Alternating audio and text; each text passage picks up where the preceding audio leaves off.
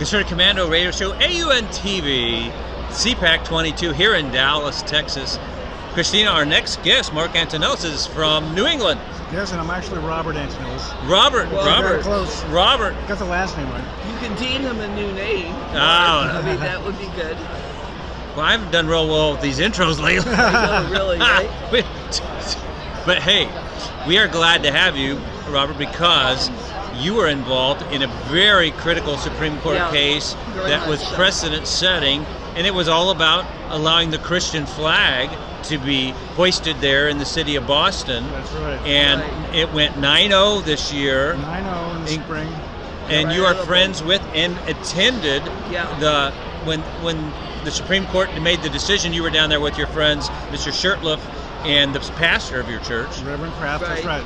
And we're going to just kind of set the table on this because that went 9-0, which rarely happens with the Supreme Court. And this is a First Amendment case. Sure. And you can tell us more, but basically, 5 years ago, had Shurtleff not said this is a Christian flag, if he just said it was a flag, they would allow him to hoist it because you can show us pictures, but there's all kinds of flags. The city of Boston now for how many years?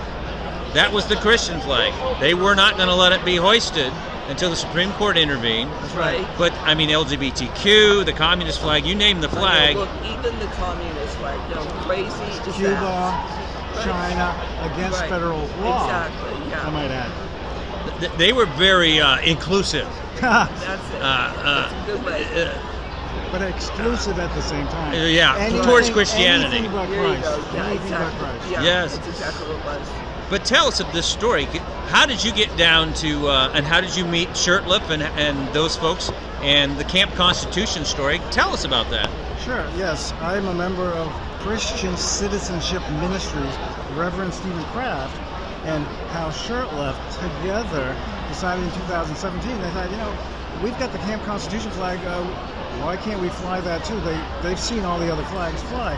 Right. And they flew it. If they attempted to get it to fly, they were refused.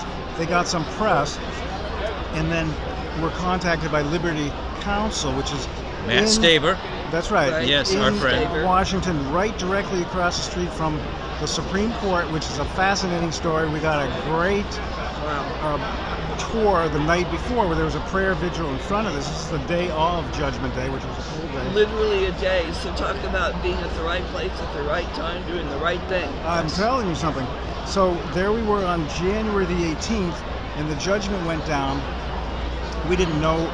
We only heard from our counsel that it was very positive, but because they didn't really hear any real objections, and then it turned out that there was a 9-0 victory. And the thing that's very interesting, I'll show. When 9-0, that rarely happens. Rarely happens. That's right. And what it shows is you don't need court packing when it's an actual constitutional issue, which that's kind of the job of the Supreme Court. Yeah, it is. So somebody seemed to be working to quiet the news. In fact, Hal was on the day of the May the 2nd, the day that the announcement was made. The announcement on May 2nd. Okay. Hal was waiting to talk to Ron Smith, I think was his name, a Fox News gentleman, and for radio. And by the time he got onto the show, all they wanted to talk about was Roe v. Wade. So in other words, Roe v. Wade happened. Bam! It's kind of like it was timed. Wow. Hours later, it was in the same exact day. Right. And the thing that's very interesting is the reason you got a timeline here, and that's so interesting. You're right. Yeah. Because now Breyer is told to step down. Well, see, that's what's interesting. See, that's where the connection is to the White House.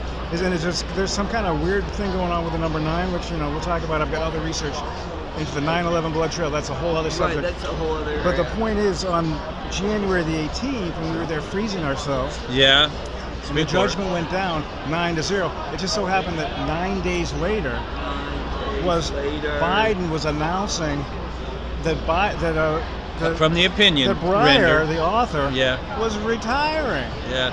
How interesting. What is it about this judgment? What is it about Hal Shurtleff they're so afraid of? I love that. Look at that. Well, I've heard about Biden. He was really sad to see Breyer go because he said Breyer made great ice cream. That was good. That was But, good. good. That You is know, even on that like, can I use that cold one? day, Yeah. Judgment Day, right? But Put some hot fudge on it, maybe. Yeah, Yeah, there has to I be agree. some of And- that hot chocolate But needs this to go set in. precedent. When you get a 9-0, that's a major case because, and I know Rick and Commando's covered the Coach Kennedy case, Yeah. has been talked about, Yeah. and that went in favor of the coach, Sure. who could have a Christian prayer with his football team, Absolutely. and That is they fantastic. used that used the rendering in the case you were involved with, Right. where the Christian flag could fly over the Boston Common, so to speak. Right. I read from Matt Staver's Gmails that Right. was used in logic, if you will, by the Supreme Court. So Right. Kennedy was cleared, Isn't and it that also more or less created a precedent-setting Yes. removal of Lemon versus Kurtzman. Now that goes back 51 years ago, Wow. and you had a lot different makeup, Right. Blackman and those guys with the black robes, but they had ruled with Lemon versus Kurtzman 51 years ago that government cannot have anything to do with funding or supporting Christian schools and Right. Christian organizations. Right.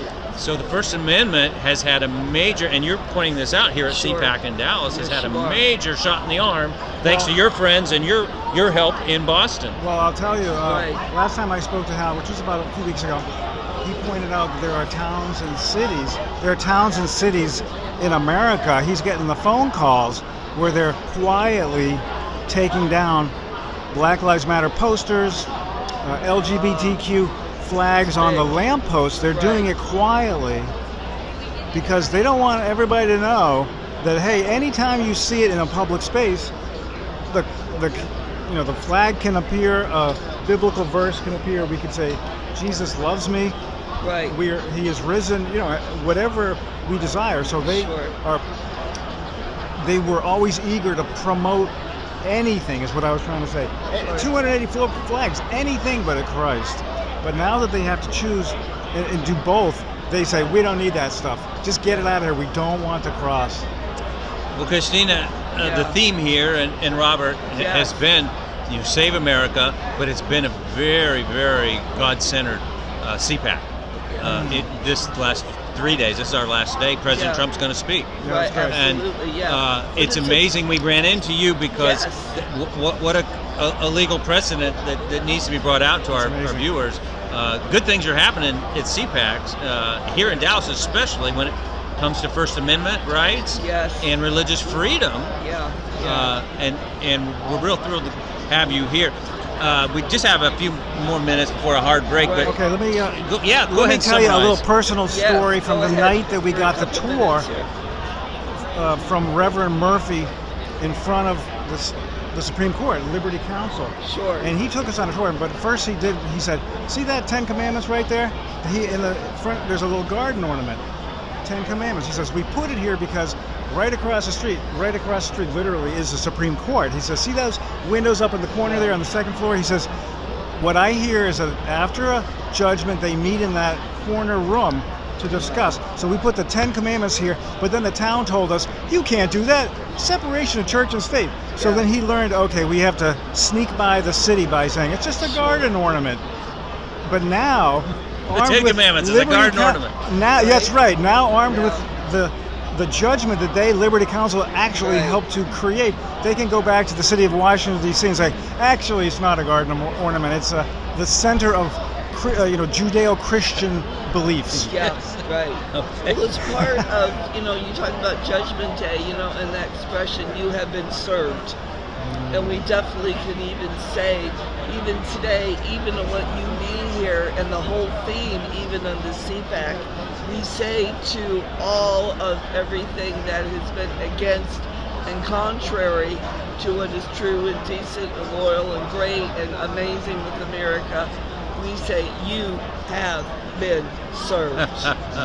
Yes. CPAC, that's a great final theme, and save America. That's right. I mean, that's our passwords for Wi-Fi it, here. I mean, nonstop. we're all about saving America. The hats, Robert, you and me and Christine, Right. the red hats, Save America, are everywhere, and we're just doing our part.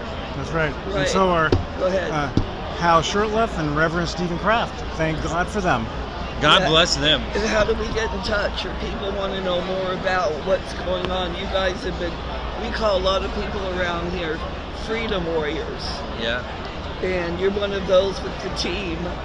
So well, if they want to try to reach me, I could just give you my latest email, robert@pat2pat.net. That is one way, and then I can put you in touch if you'd like to interview Hal or the Reverend. Yes. Because they have really much more information than I do. Of course they do. And they'd be happy to have an interview or have a conversation. Okay. Well, thank you for coming on the Consider Commando Radio Show, Robert. God bless you. Yes, thank you very Thanks much. for having me.